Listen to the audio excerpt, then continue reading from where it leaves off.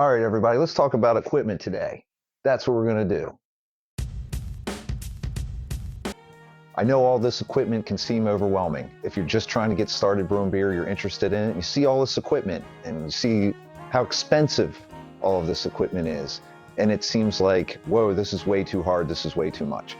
The reality of it is, you don't need any of this stuff. This is all you really need. I started 20 years ago doing it. I started with a 5-gallon kit. This is the original 5-gallon stainless pot that came with that kit. It also came with a very basic coil, much smaller than this one, to cool it down, the ingredients, the extract, to do a basic 5-gallon batch. So you can get 1-gallon kits, you can get 3-gallon kits. You see most recipes are done for 5-gallon batches. And then I do 10-gallon batches. I actually push it to 11 gallons. And it's just basically doubling 5-gallon recipes when you do that. So there's plenty of kits with basic instructions. You can use extracts. You don't have to use all grain and mill it yourself. You'll get there. So I just wanted to show you some of my equipment that I use for 10-gallon batches though. If you are doing 5-gallon batches and you're looking to brew more, you want to go to 10-gallon batches, that's basically the equipment that I've gotten, and I've been using for about 15. This is my mill.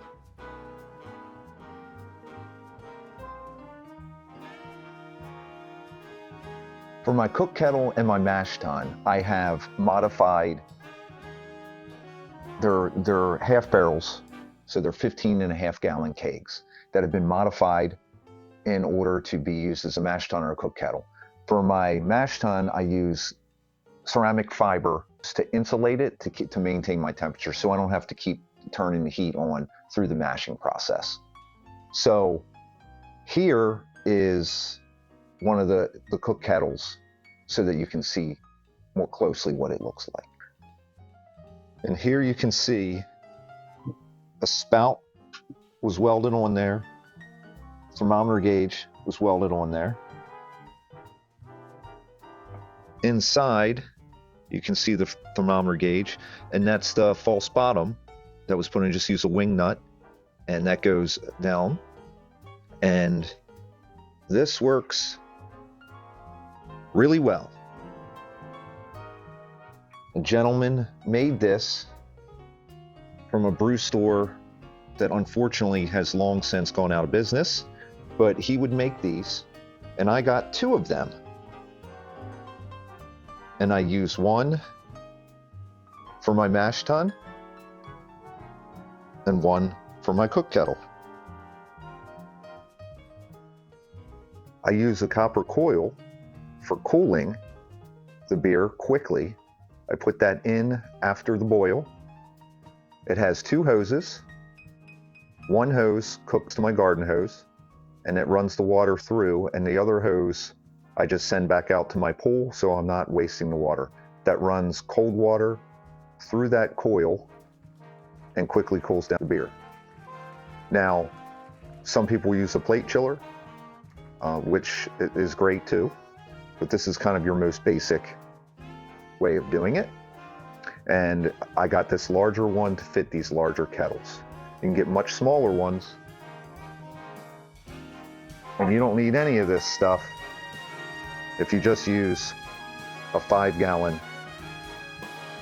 kettle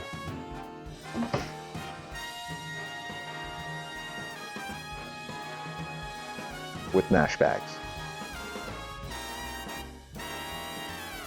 The fermenter. Now this is a very important piece. This is a 14-gallon fermenter so that I can easily ferment 11-gallon batches. So you don't need this, but it's great. You can just get 5-gallon buckets,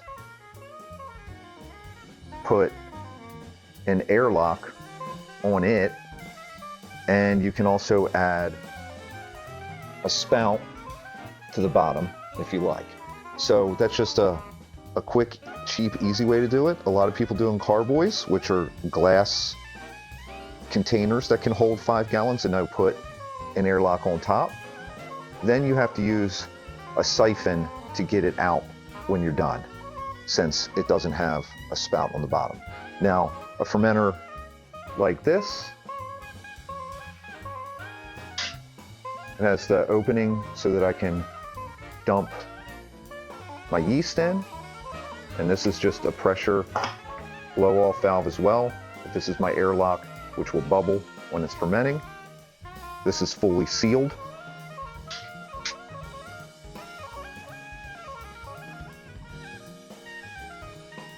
You can see the racking arm in there, which is really nice.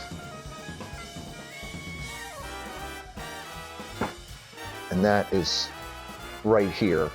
And that is why stepping up to a fermenter like this was, I did that so that your yeast bed and trub will settle and collect down here so that you can pull the beer off of the top of it to drain into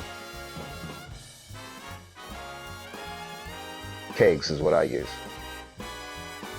But if you were going to bottle, you could fill it into the bottles. That's a lot of work, especially when you're dealing with this type of volume of beer. So most people aren't doing that. And this is your bottom dump. So that's where we'll collect yeast. If I upgrade, I would like one that has a larger mouth on it, because this is kind of a pain in the butt. The size is a little small for collecting yeast.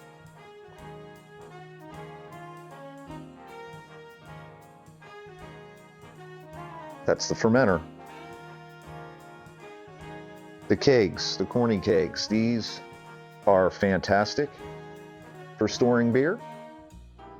And they have an in and an out ball lock valve that you will supply your CO2. Here's a typical regulator, CO2, and these are the connections. This is a fantastic way of storing and serving your beer, and you can put these in a kegerator if you choose. Otherwise, you can always use porcelain pop top bottles. They work really nice if you don't want to mess with smaller bottles and having to cap them with a capping press, caps. I prefer the porcelain pop top bottles. They are great. Of course, you can use growlers. I prefer kegs. For storing my cold beer, I use a kegerator that I made myself. I bought a second-hand refrigerator, drilled holes in the front for my taps,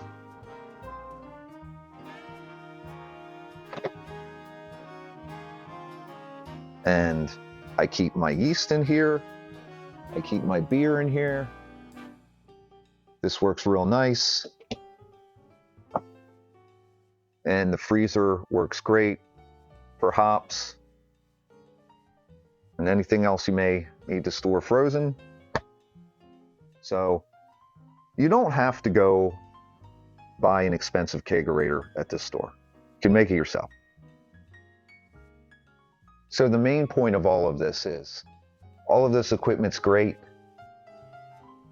but you don't need any of it. There is so much more sophisticated equipment nowadays that was not available when I was buying my equipment and gear. And I will upgrade. I'm eyeing a new fermenter. I want one that I can chill so I can lager in it. So with like a glycol chiller. There's all kinds of controllers. You can get mash tuns now that it's basically a cook kettle and mash tun all in one. They're electric. You can adjust and control the temperature how you see fit, and you can mash in it and then pull your grain out and cook in it. And it's very simple. So there's lots of ways to do it, but just don't get afraid of all of it and think it's overwhelming and it's too expensive. I've had all this stuff for over 15 years. I've long since got my return investment on what I spent on this equipment. But yeah, don't worry about it. Just get a small kit, get started, and then you'll figure out where you want to go from there, where you want to scale up. 10 gallons of beer seems like a lot to brew, and you go, when am I going to drink all of that? It ends up getting drank. I haven't had a problem with it. And if you're storing in kegs, you can store it much longer too. I'm interested in getting a small canning press because I want to can my beer too. But if you're just trying to fill some bottles of beer, get a small kit. Get a 1 gallon kit, a 3 gallon kit. Go for it. Scale up from there. But at the end of the day, we just want to go pour a beer.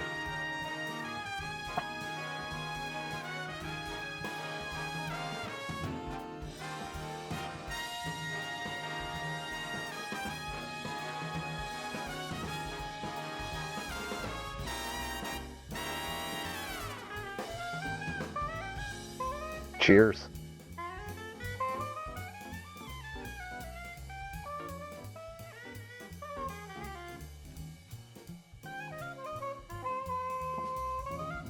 Nothing beats making it yourself. That's delicious. All at home.